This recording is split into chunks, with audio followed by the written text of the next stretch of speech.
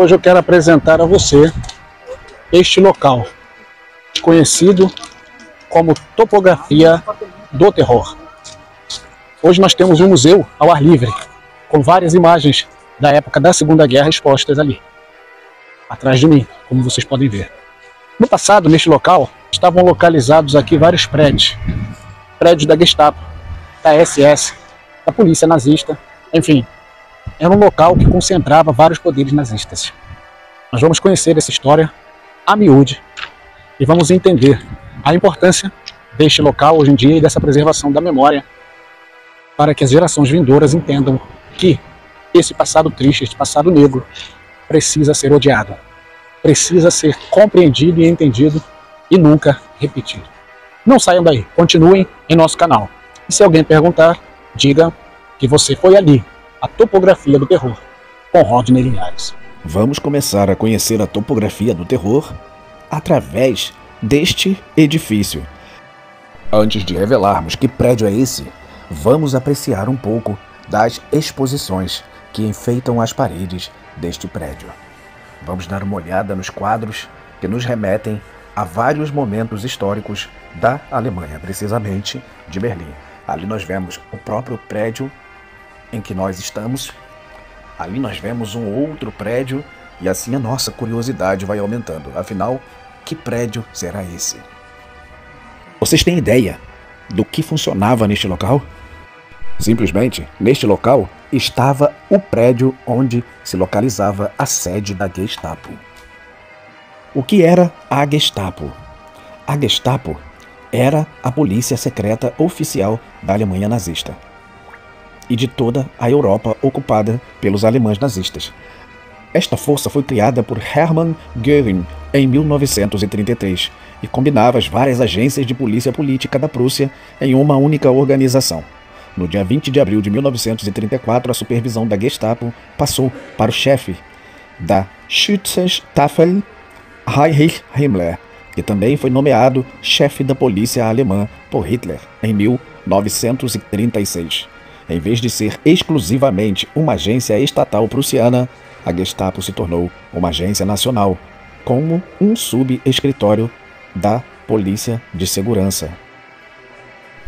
A Topografia do Terror é um projeto em Berlim-Kreuzberg, que existe desde 1987, para documentar e examinar o terror na Alemanha Nacional Socialista. Estas incluem uma exposição permanente e exposições especiais no Centro de Documentação, inaugurado em 2010, bem como uma exposição ao ar livre previamente montada e uma visita ao recinto com explicações sobre a história do sítio histórico. Este é o local das exposições ao ar livre, que faz fronteira com a Niederkirchnerstraße ao norte e a Wilhelmstraße a leste. Um remanescente do Muro de Berlim, como vocês podem ver, com 200 metros de comprimento, marca o limite da propriedade entre o local do memorial e a Niederkirchnerstraße.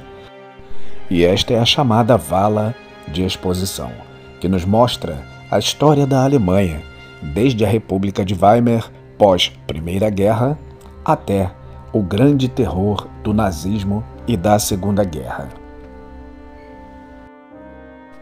Por que o nome Topografia do Terror? Este nome refere-se ao fato de que durante a era nazista, as instituições mais importantes do aparato de perseguição e terror do Estado nazista estavam localizados neste local. Topografia do Terror é também o nome da exposição permanente no Centro de Documentação, aquele prédio do qual nós acabamos de sair. Após a guerra, muitos edifícios foram fortemente danificados. Então, na década de 50, o local foi utilizado, entre outras coisas, por uma década e meia como área de prática de condução de automóveis e como depósito de entulho para a área de Kreuzberg.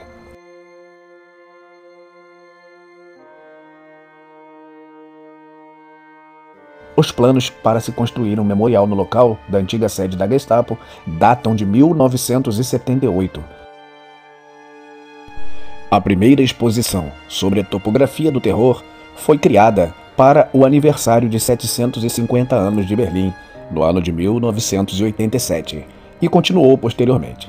O trabalho preparatório para a organização dessa exposição resultou na exigência de criação de um centro de documentação que pudesse aprofundar a investigação e documentar o terror dos nacional-socialistas na Alemanha.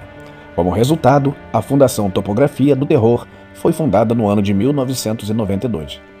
De 1994 a 2019, a fundação foi chefiada pelo historiador e rabino Andreas Nachama, que já havia supervisionado a exposição em 1987. O projeto mais importante da fundação, no início, foi a construção do Centro de Documentação, com uma exposição permanente ao ar livre anexa. No início dos anos 90, o arquiteto suíço Peter Zumthor ganhou o concurso para o complexo do museu na Niederkirchnerstraße. Resolveu o pedido de uma forma bem simples, que apenas encerrasse o espaço que deveria falar por si, adotando uma linguagem formal de quartel.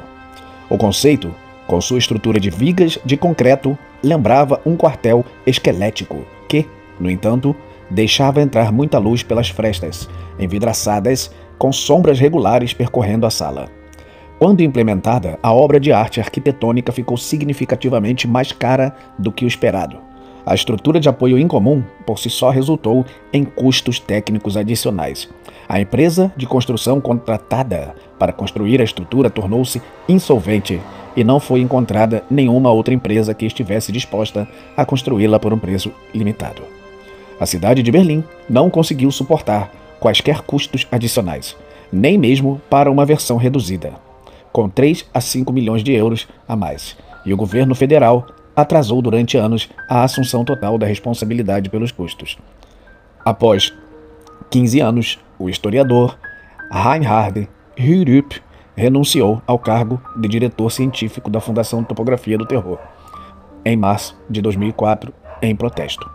O motivo imediato foi que os recursos aprovados pelo governo federal há alguns anos para a preparação da instalação inicial do novo prédio não seriam mais pagos. Notória falta de interesse e uma atitude morna, na melhor das hipóteses. O Estado de Berlim acabou por se separar de Zumthor na disputa. No entanto, ele recebeu verbas rescisórias com base em acordos contratuais. As 3 torres de escadas do edifício do museu, nas antigas instalações da Gestapo, já construídas por 13 milhões e 800 mil euros, permaneceram um torso. Depois que a reclamação constitucional de Zumthor foi rejeitada e, apesar dos protestos dos arquitetos, eles foram demolidos no inverno de 2004.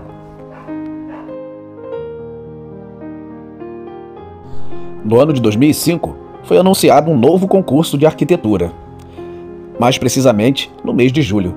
Dos 309 projetos apresentados e 23 selecionados, a arquiteta Ursula Wilms e o arquiteto paisagista Heinz Hallmann finalmente venceram em janeiro de 2006.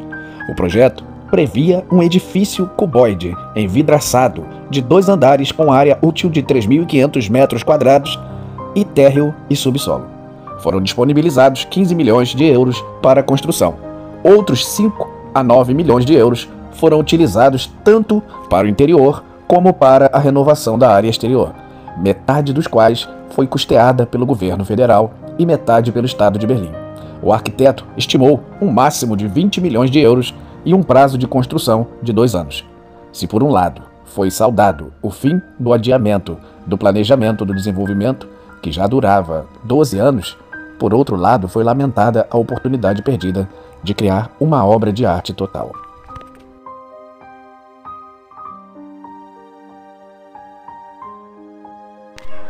A construção do novo centro de documentação começou em 2 de novembro de 2007 e a conclusão estava prevista para o aniversário de 65 anos do fim da guerra, em 8 de maio de 2010. O centro de documentação foi inaugurado oficialmente em 6 de maio de 2010 pelo então presidente federal Horst Köhler, com uma cerimônia noturna. No dia seguinte, os visitantes puderam conhecer a exposição permanente no centro de documentação. Toda a área voltou a ser acessível e passou a fazer parte das exposições permanentes. Em 25 de agosto de 2010, foi inaugurada a 3ª exposição permanente Berlim, 1933 a 1945. Aberto entre a propaganda e o terror, que é exibido no espaço de exposição na Niederkirchenstraße, esta vala que nós estamos seguindo. Então, aqui nós nos despedimos da topografia do terror, mostrando mais um pouco da vala que nos leva a conhecer a história de Berlim entre os anos de 1933 a 1945.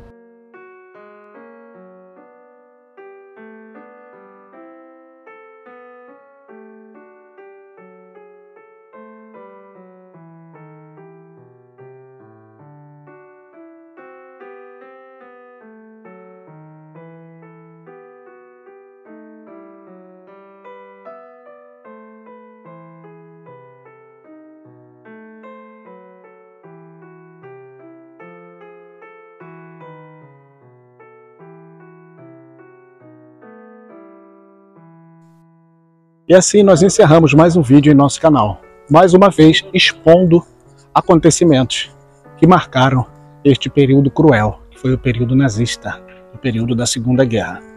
Ou melhor, o período entre a Primeira e a Segunda Guerra, mais determinantemente a Segunda Guerra.